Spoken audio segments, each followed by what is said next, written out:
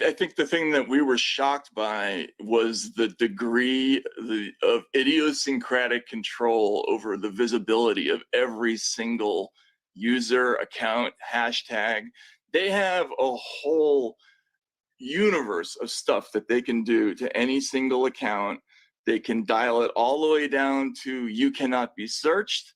And then from there are like countless gradations of things that they can do, all the way up to your account will not trend.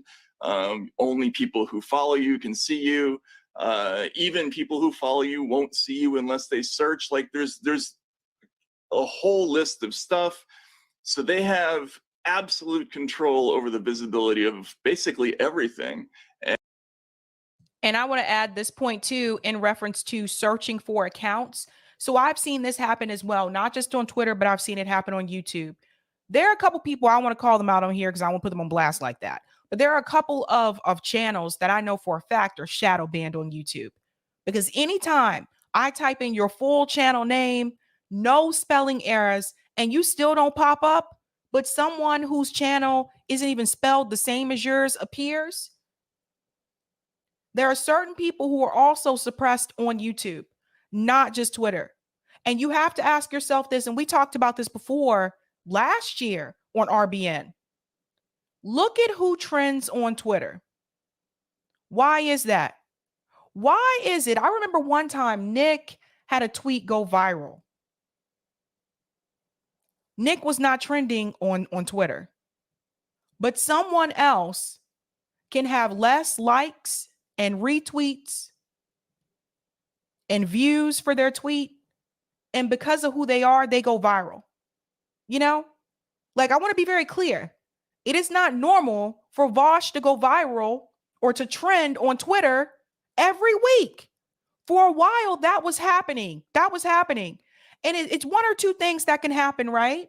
So like if someone's constantly talking about you on Twitter, that can make you trend.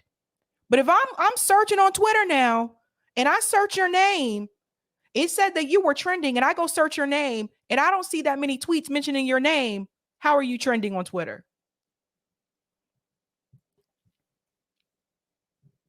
I'm sorry, but it's obvious at this point.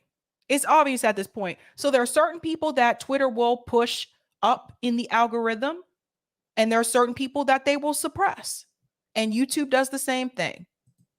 And we haven't learned a lot about amplification of accounts yet, because that appears to be another side of the company. But in terms of cutting it down, dialing it down, we're learning a lot about that.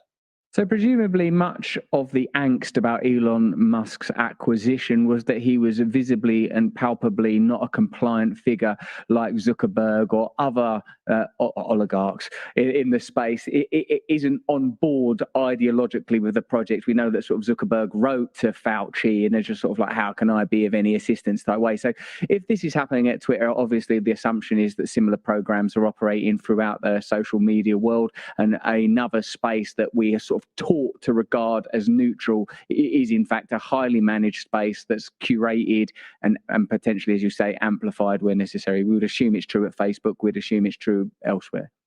Yeah, and we've seen evidence of the conversations within Twitter about what they do at other platforms. So you're right about that. I think it's a safe assumption that every single one of the major platforms has basically the same arrangement with the government, and we can't say definitely exactly how it works yet, but I'm assuming, I think it's a safe supposition that there's probably something similar to what's going on Twitter at the other platforms as well. What I tell you, all of them. Be careful with Discord too. All of them. I'm telling you. I am telling you. Rome says, I've been shadow banned for about a year now. Yeah. Yeah, it's crazy. It's crazy. Bill says, I mean, the Twitter file shows a lot of it was just a human, not even an algorithm. Those 5,000 people the company doesn't miss were doing something.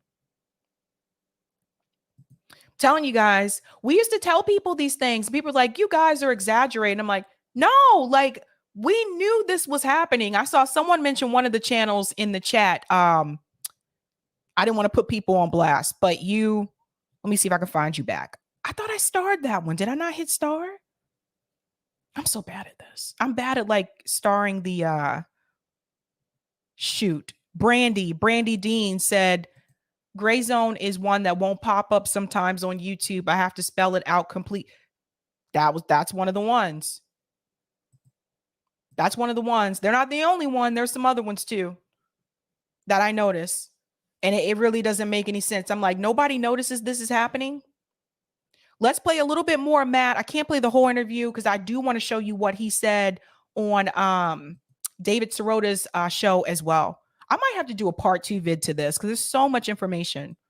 It's just Twitter is a different animal than the other platforms. Like, for instance, one of the things we were told is that you can't get sort of a viral outbreak of political activity as quickly, say, on YouTube, because people have to physically sit down and watch the video.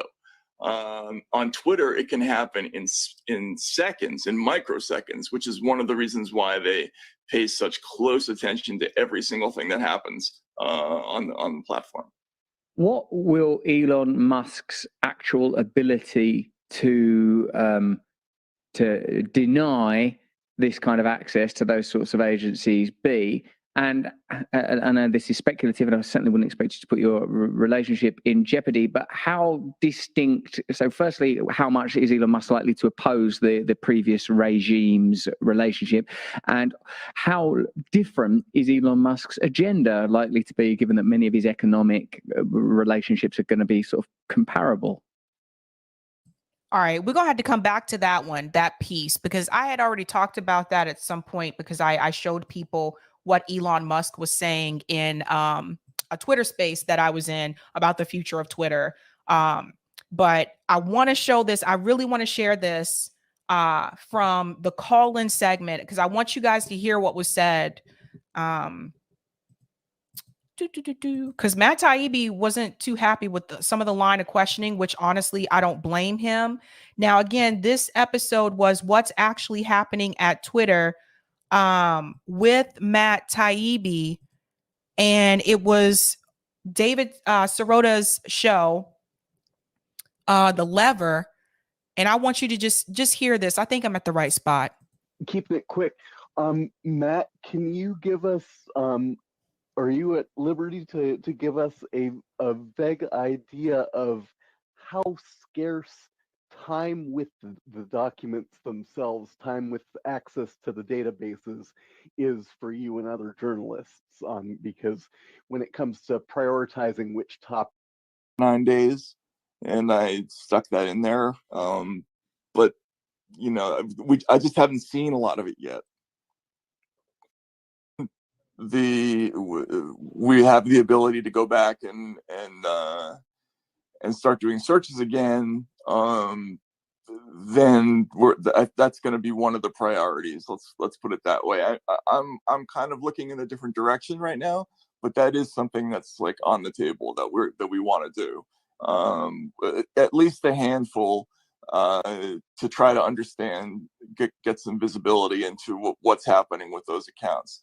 Now, in terms of Barry's stuff, let me go back just a little bit so he can tell you. I want you to hear what he said before that. Sorry. Well, firstly, I'm Team Matt on this one. I don't care if the devil himself gave you access to those things. I want to know what's in them. Wing accounts like even Rose McGowan have been hardcore suppressed at various times by Twitter. And I think... And start doing searches again, then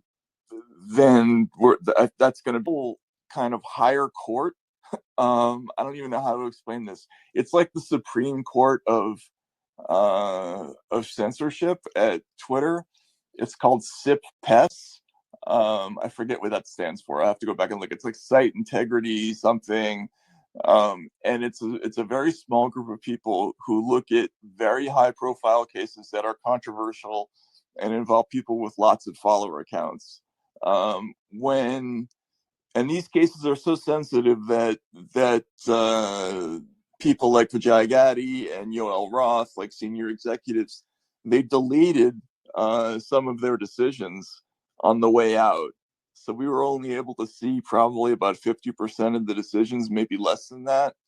But I would say virtually all of the accounts that I saw, and I didn't look as long as Barry did. I was only briefly in the room for that period of the interview.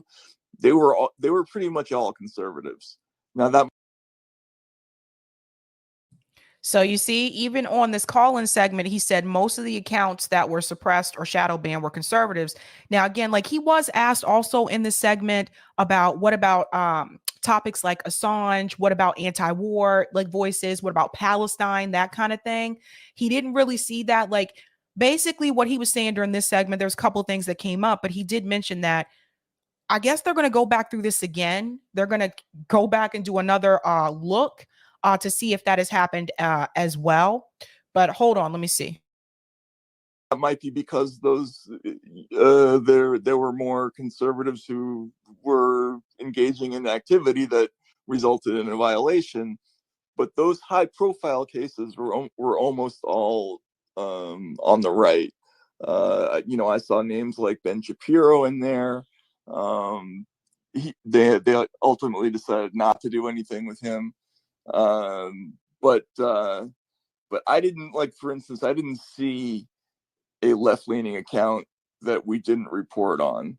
So I hope that answers your question. I do understand that people are really, really intensely interested in that subject, and every time I've seen something like that, for instance, I saw a decision about suspending the World Socialist website for 9 days, and I stuck that in there.